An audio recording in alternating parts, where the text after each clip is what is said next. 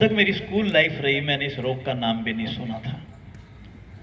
कोई आसपास में मैंने अपनी रिश्तेदारी पड़ोस में कहीं पर कोई इस मधुमेह रोग से पीड़ित व्यक्ति के बारे में नहीं सुना था कि उक्त व्यक्ति को ये रोग है।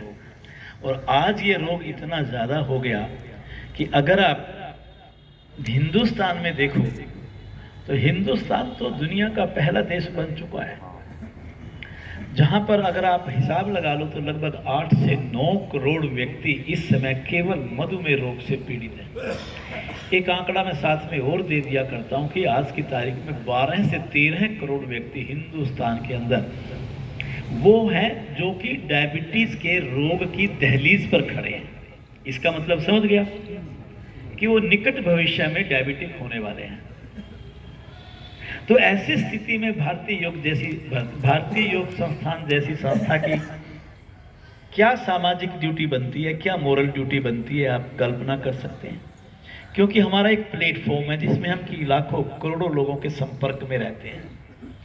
तो मन में भाव आया क्यों ना हम इस प्लेटफॉर्म से लोगों के बीच में इस बीमारी के प्रति सकारात्मक जागरूकता पैदा करें, जिससे कि लोग अपनी लाइफस्टाइल के अंदर कुछ परिवर्तन करके इस भयंकर रोग से अपने आप को बचा पाएं, और जो इसकी ग्रस्त में आ चुके हैं वो अपनी लाइफस्टाइल में कुछ परिवर्तन ला करके अच्छा और लंबा जीवन जी सकें, और जो इसकी दहलीज पर खड़े हैं तो उसको हम कह सकें भाई आगे गड्ढा है, संभल जा और वापस मुड़ जा।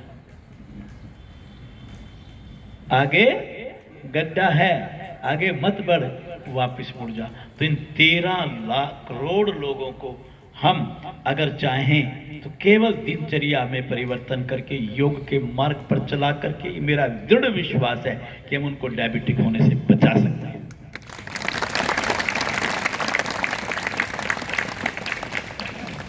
मैं एक बात जरूर कहा करता हूं कि जब भी वार्ता करो योग वार्ता को योग कीर्तन का नाम दे दो। किसका नाम दे दो? योग। उतनी देर मस्त हो जाओ उसके अंदर, इतने मस्त हो जाओ कि जैसे कमजोर व्यक्ति जब जिसको अनीमिक पेशेंट या जिसको ज़्यादा लूज मोशन और उल्टियाँ लगती हैं तो डॉक्टर लोग जब खून की कमी हो जाती है तो खून की क्या करते हैं, बोतल चढ़ाते हैं। वो बोतल काम करे या ना करे, पर योग कीर्तन के अंदर जो रक्त की बोतल चढ़ती है ना वो काम करती है। और इस धरती के ऊपर आप यकीन मानना, उस भगवान को साक्षी बना के कहूँगा, सकारात्मक ऊर्जा के अतिरिक्त कोई ऊर्जा नहीं जो मुझे जीवन जीना सिखा दे। और भारतीय योग संस्थान के पास इसके अलावा कुछ और है ही नहीं देने के, और कुछ है ही नहीं। ये शरीर स्वस्थ तब रहता है जब आपके शरीर की सारी प्रणालियां ठीक से काम करती हैं, जब आपके शरीर की त्रिधातु जिसको हम त्रिदोष कहते हैं, वात पित्त कफ और सातों धातु जिसको हम रस रक्त मांस मेद अस्थि मज्जा और वीर्य कहते हैं, हमारे शरीर के भीतर जितने विटामिन हैं, जितने मिनरल्स हैं, जिन चीजों की आपके शरीर को पोषण के लिए आवश्यकता है, अगर वो सब संतुलित मात्रा में रहे, सम अवस्था में रहे, जितनी शरीर को जरूरत है उतनी रहे, आपका पाचन और निष्कासन ठीक रहे, आपका शरीर में भोजन का शोषण ठीक हो, अवशोषण ठीक हो और आपका पोषण ठीक हो, तो आप कभी बीमार नहीं पड़ सकते। आप कभी बीमार नहीं पड़ सकते। अपने मन को ठीक रखो, इंद्रियों को नियंत्रित रखो, बुद्धि को आप तटस्थ कर लो, तो चित्त पर जमा संस्कारों को हटा दो तो आपका अंतःकरण भी शुद्ध हो जाएगा और आप आध्यात्मिक और सामाजिक और मानसिक स्वास्थ्य भी प्राप्त करेंगे। और आप कल्पना कीजिए, है कोई धरती के ऊपर ऐसा मार्ग जो आपको शारीरिक, मानसिक, सामाजिक और आध्यात्मिक चारों प्रकार का स्वास्थ्य मिल जाए? आपको किसी डॉक्टर के पास हो या कोई स्पेशलिस्ट इसका बना हो धरती के ऊपर, तो आप मुझे बताओ, मैं भी उसके पास जाना चाहूंगा, छोड़ दूंगा ये मार्ग। लेकिन आप यकीन मानिए, ये ताकत है इस भारत की संस्कृति की, ये ताकत है हमारे उन पूर्वजों की, ये ताकत है इस देश के ऋषियों की, ये ताकत है इस देश की सभ्यता की, जिसने हमारे को ये एक ऐसा अमूल्य खजाना दिया, योग रूपी खजाना, जिसमें जितनी लूट करना चाहो उतनी लूट कर लो, ये खजाना उतना बढ़ता जाता है। सारी दुनिया लूटने लग गई अब तो ये खत्म हो रहा है क्या? बोलिए, अब देखिए अगले महीने 21 जून को पूरी दुनिया करती दिखेगी टीवी के ऊपर।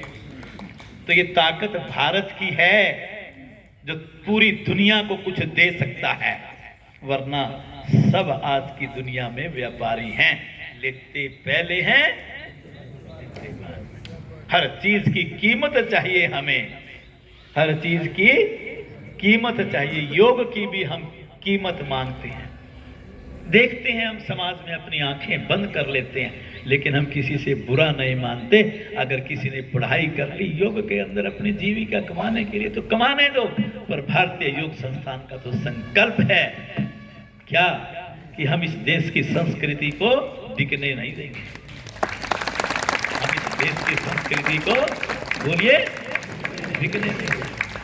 जब हम जीवन ठीक से नहीं जीते, हमारी दिनचर्या ठीक नहीं होती, हम तनाव बनाते हैं, निष्क्रिय हो जाते हैं, भाग दौड़ की जिंदगी जीते हैं, एक दूसरे से आगे निकलने की होड़ लगाते हैं, और जब हम प्रकृति की अवहेलना करते हैं, प्रकृति से दूर भागते हैं, भोजन ठीक नहीं करते, समय पर सोते नहीं हैं, समय पर उठते नहीं हैं, तो कहीं ना कहीं हमारे शरीर के सिस्टम्स के अंदर गड़बड़ होने लगती है। हमारे शरीर के अंदर इन धातुओं का संतुलन बिगड़ने लगता है। हमारे शरीर की जितनी भी प्रणालियां हैं उनकी सक्रियता का स्तर नीचे आने लगता है, और ये जो असंतुलन की स्थिति जीवन के अंदर पैदा होती है, तो आप सच मानिए हमारे शरीर के अंदर रोग आने का सबसे मूल कारण ये है।